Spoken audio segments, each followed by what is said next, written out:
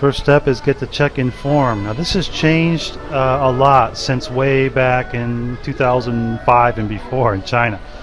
They used to have a huge form. Now it's gotten smaller and you don't even have to fill it out now. But back in the day, you had to complete a whole form with your name, arrival date, arrival time, your visa number, the stamp that you arrived in China with, the expiration date of your visa, and so on and so on and so on. It was really complicated. Now they just fill this out later, but before they had you fill it out yourself. So you fill out the form, you give them your passport, they photocopy everything, and then they give you the key card and take a deposit, which is usually between 25 and 50% of the bill in case you damage or take anything out of the room. You get your key card and you get your brochure here and you go to your room. Now the price of the room could change anywhere between 200 yuan up to over 1,000 if it's a 4-star like this. And basically you'll check out with your deposit slip and then you'll be on your way. Now it's pretty easy nowadays, but back in the day it was more difficult because only certain hotels in China can accept foreigners. That has become more lenient in the past several years, but back in the day there weren't that many hotels that accepted foreigners. You usually had to go to an international style hotel and it had to be licensed to accept foreigners.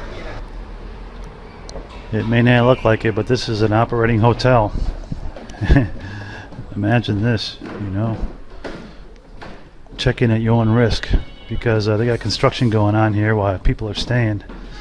And I'll tell you what, lack of rules and regulations, a lot of interesting things can happen. Floor 4, okay.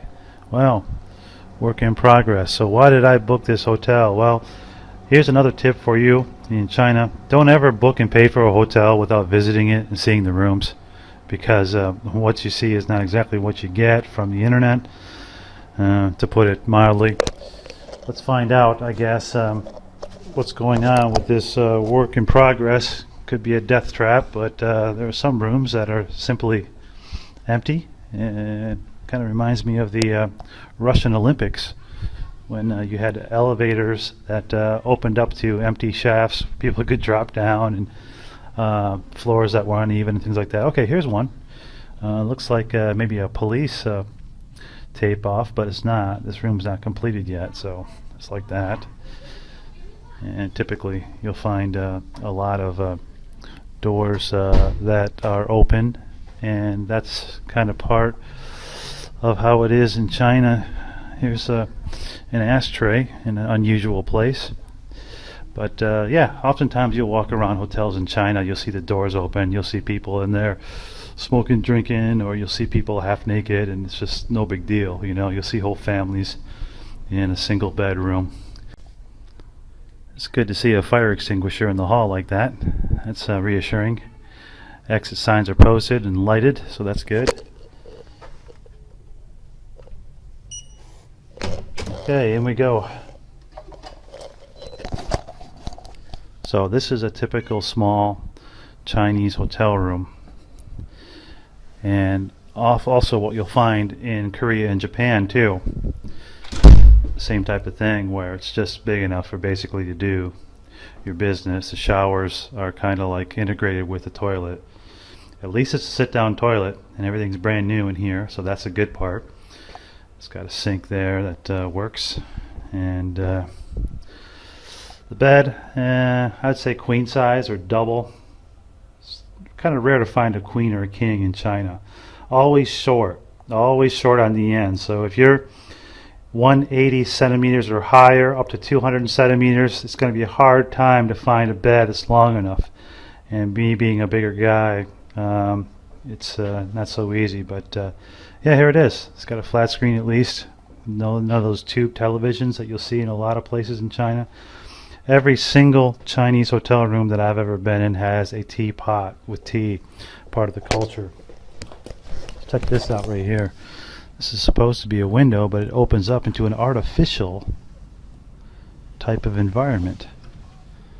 Actually, those aren't real. And up top, It's kind of like a warehouse roofing. Get some ventilation through here, but definitely not a window. And I got the standard air conditioner heater slash thing there that works, and you've got a few hangers up there. Very small, very Korean or Japanese type style there. But if you're just one person, you need a place to stay, and you're traveling around China, this might fit the bill for you. They'll come in and they'll half clean the place. They won't really do a good job of it. They'll just push dirt around. That's the Chinese way of cleaning, by the way. You always get toothbrushes, a little bit of toothpaste, and a comb wherever you stay in China. And that's something that's different than in the West. That you always at least get that. So you don't have to bring toothbrush or comb, but I would recommend you do. This has got a hair dryer, which is not standard, by the way. Whether you think so or not, it's not. Okay, well, at least this has got a glass door there. A lot of hotels in China will just have like a curtain that pulls over. And this is definitely a 1 or 2 star hotel. Now, don't kid yourself on thinking this is the way it is all throughout China, but basically this is what you're going to get if you're just looking for something quick budget that you're going to travel around with. You can go to the international hotels like the Intercontinental and W and places like that, and you'll get the same thing as you get in the West, but it's not really practical for a lot of backpackers or people that are going to be jetting around from town to town. And as long as you're just going to sleep in your room, it doesn't really matter much. You just want some place that's clean, and that someplace that's going to be affordable, and someplace that may serve a breakfast that won't kill you. Now, the breakfast, I'll try and show you that, but you won't be impressed with it. It's just your basic standard Chinese breakfast, and that's pretty much it in a nutshell. Basic hotel room. You've got cable TV with a few channels, nothing international, and that's about it.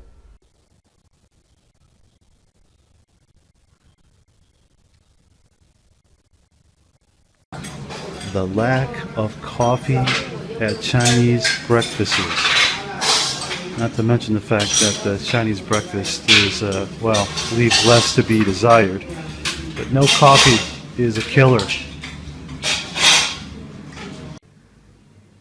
In typical Chinese fashion, all the linens are marked, either with that marker, or numbered, so that they can keep track of the linens and they don't lose it. That's very Chinese. And in addition to that, the towels, of course, are all counted and marked.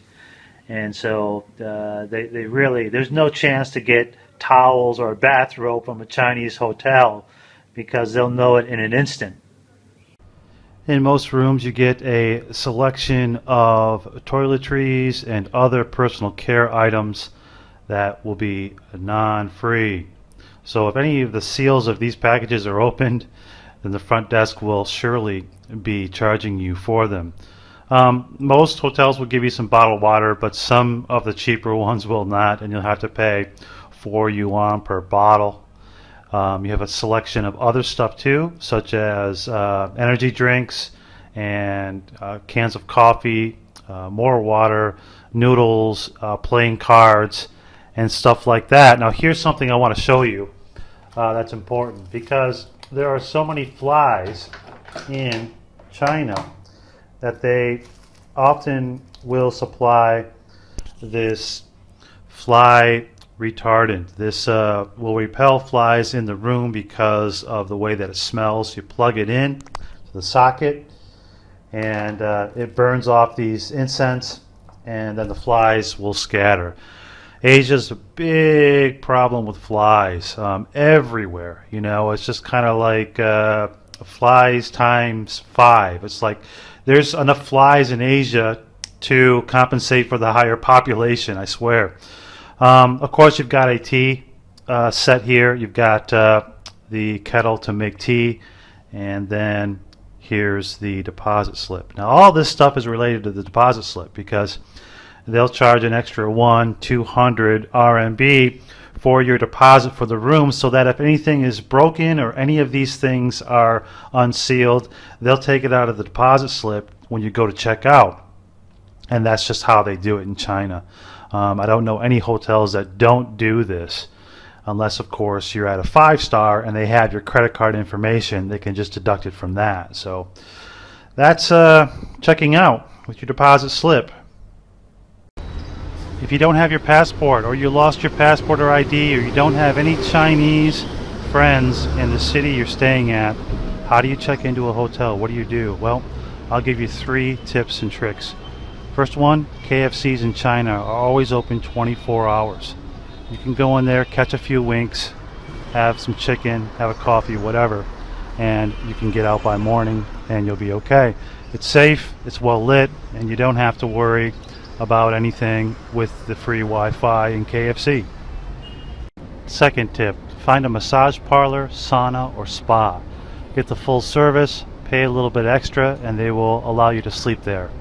There's showers on the premises, and you can get a good night's sleep and not have to worry about anything. Well, except for Xiaojie trying to sell you more services, that is. And finally, if you don't have your ID and you can't find a hotel, maybe they're all full, maybe you're in a rural city that only has a couple hotels and they're afraid of foreigners, what do? Well, money talks and BS walks. You can bribe the hotel and they will let you stay without your ID.